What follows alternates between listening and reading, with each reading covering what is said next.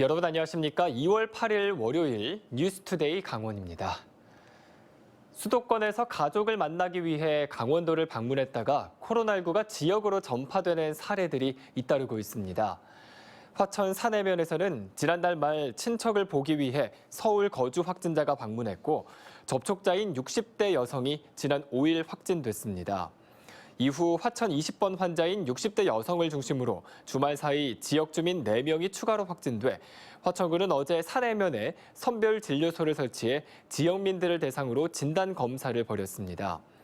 홍천에서도 가족인 경기도 확진자와 접촉한 80대가 지난 6일 확진됐습니다. 방역당국은 설 명절까지 타 지역 거주 가족과 친척의 방문을 자제해달라고 당부했습니다. 정부의 5인 이상 사적 모임 금지 조치에 따라 설 연휴 기간 주소지가 다른 부모, 친인척과 5명 이상이 모이면 과태료 처분 대상이 됩니다. 강원도에 따르면 주말 부부 가정이나 주소지가 동일한 가족이 아닌 경우 집이나 식당 등의 장소를 불문하고 5명 이상이 모이면 주변인이 지자체에 신고하면 과태료 10만 원을 내야 합니다. 강원도는 5인 이상 사적 모임 조치를 어겨서 확진자가 발생할 경우 치료비 등에 대해 구상권을 청구할 계획입니다. 삼척의 아름다운 해변들이 침식으로 인해 몸살을 앓고 있습니다. 깎여나간 곳들이 한둘이 아닌데 항만을 건설하거나 어항을 확장하는 곳 주변이라는 공통점이 있습니다. 유인호 기자가 보도합니다. 인근의 발전소에 해상공사장이 들어서면서 해안선이 훼손된 삼척 맹방해변입니다.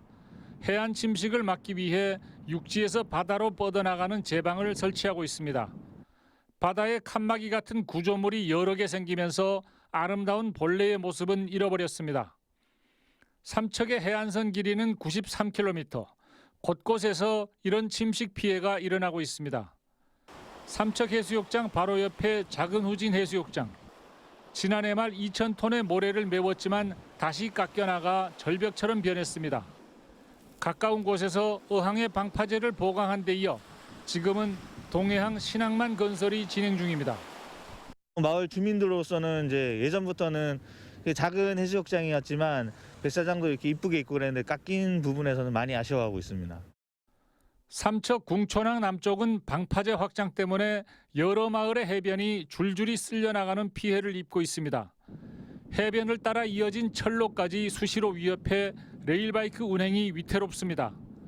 돌망태와 쇠기둥으로 근근히 막아내는 상황입니다. 삼척의 최남단에 가까운 월천해수욕장은 백사장이 완전히 파괴된 곳입니다. 가스공사가 인근에 항만을 건설한 뒤 백사장이 흔적도 없이 사라졌습니다. 주민들의 끈질긴 항의로 가스공사가 복원 사업을 하고 있는데 올해 말에 완공할 예정입니다.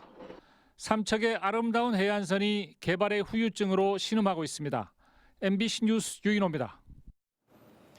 코로나19로 인해 군장병들의 외출과 외박, 휴가가 중단된 가운데 육군 3공병여단 장병들이 수해 복구를 위해 임시 가교를 철수하는 대민 봉사에 나섰습니다. 지난 8월 임시로 설치된 무게 30톤가량의 조립교가 3일 만에 무사히 해체됐습니다.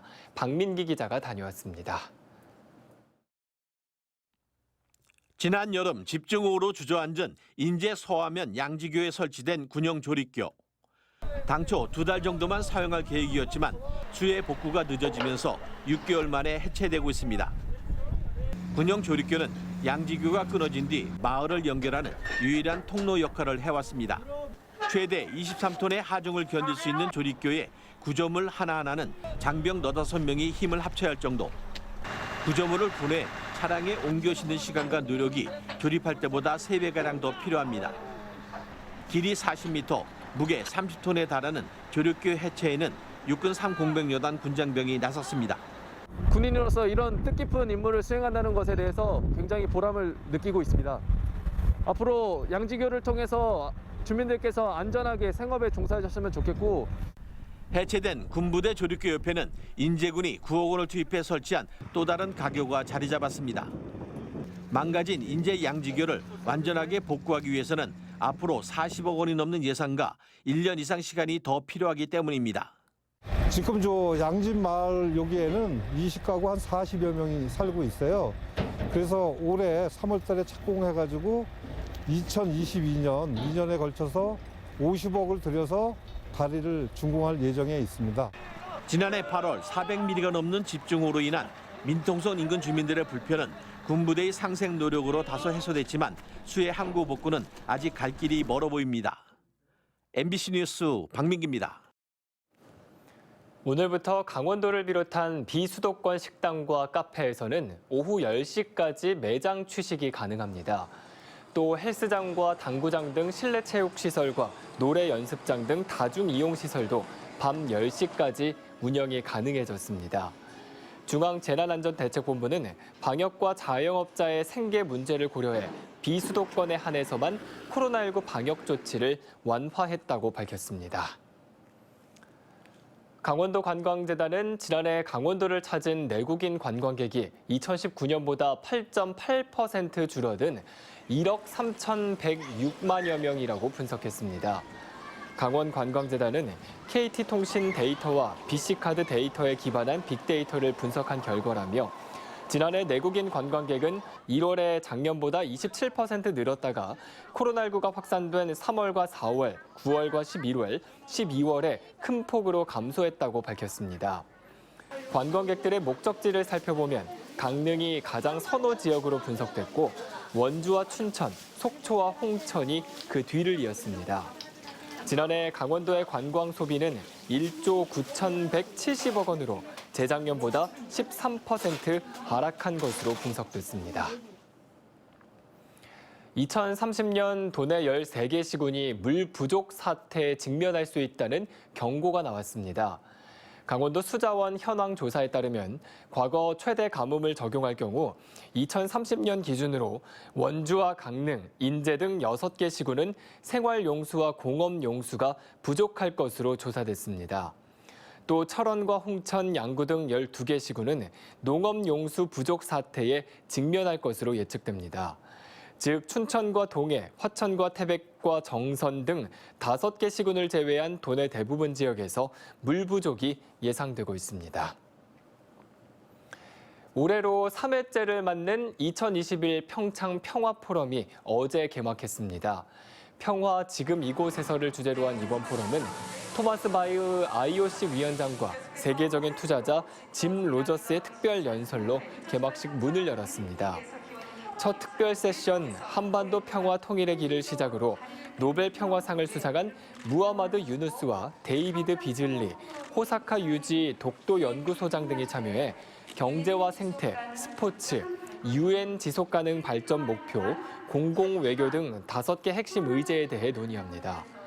오는 9일까지 코로나 감염 예방을 위해 온 오프라인 방식으로 진행하며 주요 세션은 유튜브 채널을 통해 생중계될 예정입니다.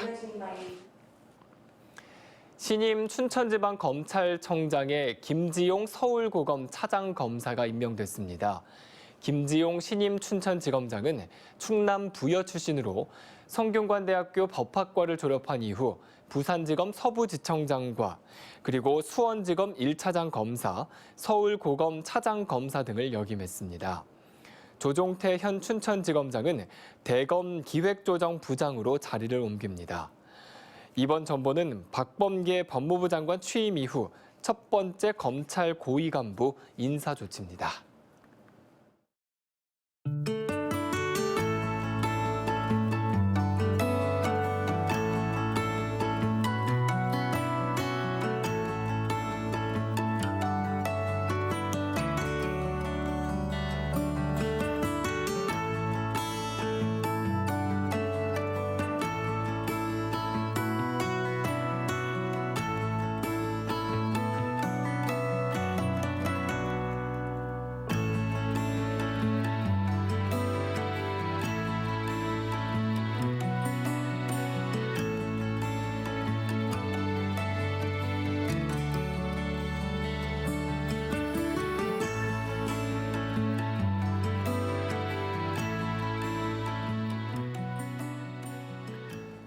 조류 인플루엔자 위험주의보가 발령된 철원에서 천연기념물인 수리부엉이가 고병원성 AI로 확진되는 등 추가 확진이 잇따르고 있습니다.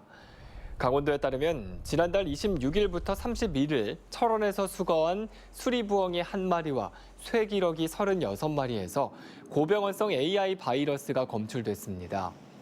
도내 농장에서는 2017년 1월 이후 고병원성 AI 확진 사례가 없었지만 최근 전국적으로 농장 확진이 많아지고 도내 야생조류 감염이 잇따르자 강원도는 방역을 강화하고 있다고 밝혔습니다. 강원도 보건환경연구원이 도내에서 유통되는 설 명절 제수용품에 대한 안전성을 검사한 결과 비교적 양호한 것으로 나타났습니다. 연구원은 한과와 떡 등 가공식품과 농수산물 116건에서 중급속과 잔류 농약 등 유해 물질이 검출되지 않았고 제수용 조리식품 89건 중 1건을 제외하면 식중독균으로부터도 안전한 것으로 확인됐습니다. 부적합으로 판정된 제수용 조리식품 1건은 관할 관청에 행정 조치를 요청했습니다. 이번 조사는 지난달 22일부터 29일까지 도내 전 지역의 대형마트와 재래시장에서 수거한 제품과 식품을 대상으로 이루어졌습니다. 화천군은 설 명절을 외롭게 보내야 하는 지역 독거노인 보호 대책을 수립했다고 밝혔습니다. 이를 위해 설 연휴가 포함된 10일부터 15일까지 사회복지사와 생활지원사, 응급관리 요원들을 투입해 독거노인 등 돌봄 대상 600여 명의 안전 상황을 살피기로 했습니다. 또 만일의 상황에 대비해 독거노인의 응급 안전 알림 시스템 장비를 점검하기로 했습니다.